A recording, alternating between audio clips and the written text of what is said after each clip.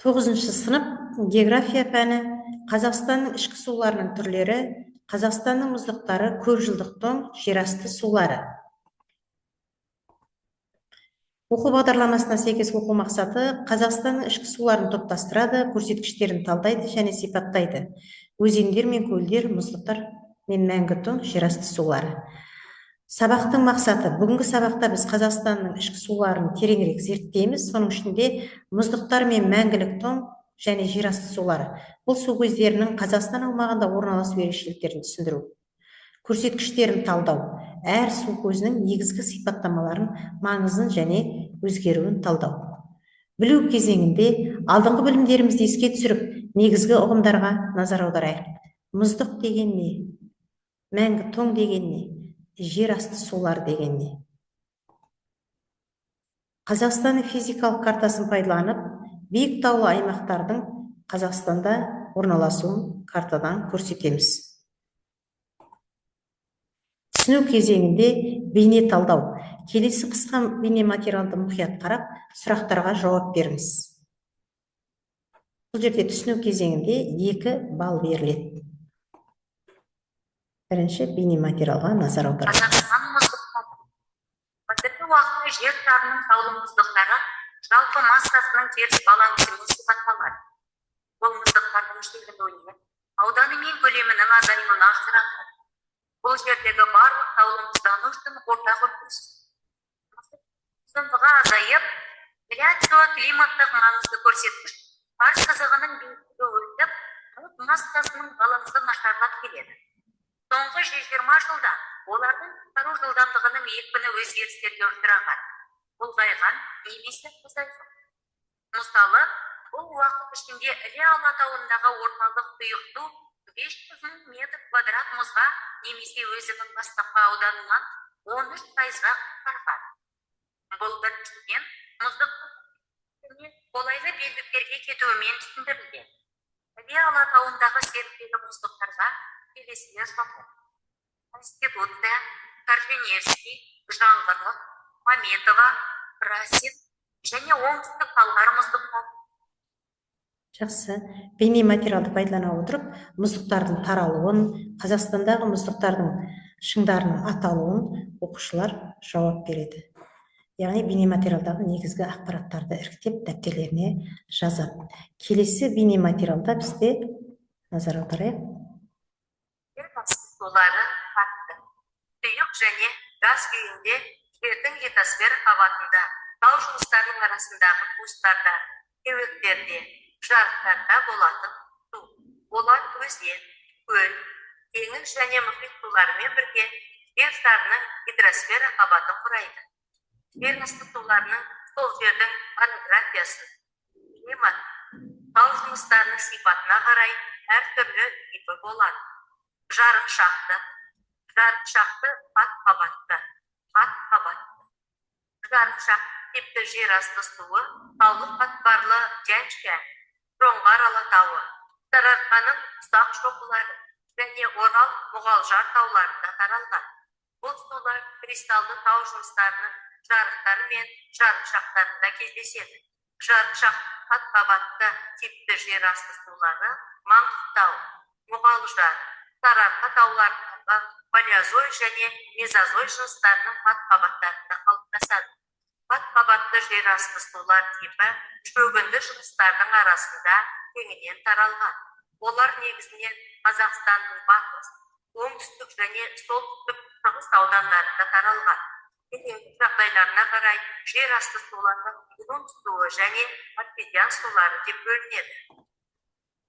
Жақсы оқушылар, бұл жердегі бейне материалды көре отырып, Қазақстан жер асты суларын дұрыс атайды түрлерін және негізгі ақпаратты дәптерге түртіп жазып алады. Тау мұздықтары төбесі тегіс шыңдар мұздықтары барлық мұздықтардың 2%-ын алып жатыр. Тау беткейлеріндегі мұздықтар барлық мұздықтардың 33%-ын алып жатыр. Қалыңдығы 20-30 метрге дейін жетеді. Келесі аңғарлық мұздықтар барлық мұздықтардың 19%-ын алып жатыр. Қалыңдығы 50-100 метрге жетеді. Қазақстандағы ең ұзын мұздық Корженевский мұздығы. Ұзындығы 12 километр. Іле алатауында орналасқан. Жылына мұздықтар 50-70 метрге қозғалады.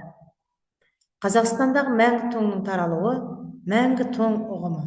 Жер қыртысының жоғарғы бөлігінде тау жыныстарының 0 градустан төмен температурада тоңға айналады. Ұзақ уақыт бойы ерімейтін қабат. Алғалды тоңға айналып, берік шегенделген тау жыныстары мәңгі тоң деп аталады. Қазақстандағы таралу аймақтары Алтай таулары, Жетісу алатауы, Сауыр тауы, Тянь-Шань тауы. Жерасты суларының пайда болуы бойынша бейнематериалдан өздеріңіз көргендей, бұнда жарықшақты типті, жарықшақты қабатты типі, қабатты типі деп бөлінеді. Жарықшақты типі бұл Сарыарқа мұғалжарда таралған, тереңдігі 30-50 метр. Жарықшақты қабатты типі Маңғыстау мен Сарыарқаның бірқатар жерінде таралған, тереңдігі 100 метрге дейін барады. Қабатты типі барлық ауданда тереңдігі 3-30 метр аралығында. Қазақстанда 70 артезиан алабы бар. Шаруашылыққа пайдалануына қарай шаруашылықтық, ауызсулық, техникалық, минералды және термалды деп жерасты сулары бөлінеді. Келесі кезеңде қолдану кезеңі топтық жұмыс беріледі. Топтық жұмыс бірінші топта мұздықтар.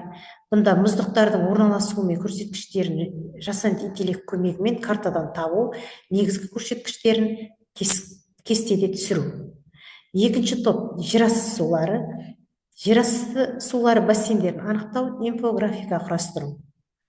Үшінші топ мәңгілік тоң. Көпжылдық тоңның Қазақстандағы таралу аймақтарын анықтап, экологиялық маңызын сипаттау, плакат жасау. Бұл жерде 3 балл беріледі. Дескриптор топпен жұмыс істейді. Жасанды интеллект құралдарын қолданады, копилот, канва, тағы басқа. Кесте, инфографика, плакат жасайды. Келесі кезеңде талдау кезеңі. Шыңырау повесінен үзінді талдау жасайды. Функционалды сауаттылыққа бағытталған тапсырмалар беріледі. Бұл жерде дескриптор 4 балл. Әбіш Кекілбайұлының Шыңырау повесінен үзінді тыңдатылады. Яғни осы үзіндіні тыңдай отырып, оқушылар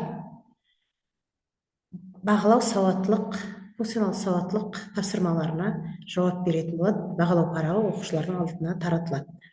Біріншісінде сұрақтың мазмұнында жерасты суларының лайлы және тұщы болып шығу себебі неде? Бағалау критерийі лай судың себебін түсіндіреді, тұщы судың қабатын көрсетеді. Екінші, құдық қазу әдістері дәстүрлі әдісті сипаттайды, қазіргі технологияны анықтайды.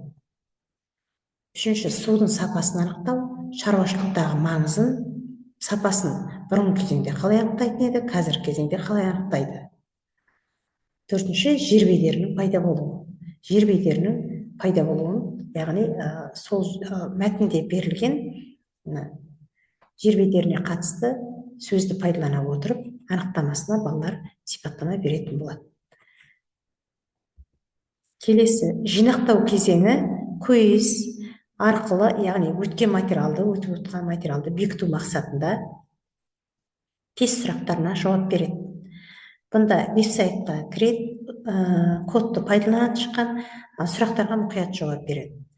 Қазақстанның ішкі суларының түрлері, мұздықтардың орналасқан аймақтары, жерасты суларының маңызы мен түрлері деген сұрақтарға жауап беру арқылы оқушылар 2 балл алады. Тест сұрақтарына дұрыс жауап береді, теориялық білімді практикада қолданады. Өтілген сабағымызды бағалау кезеңінде түйін сөз арқылы негізгі ойды айту. Бұнда су баға жетпес байлық.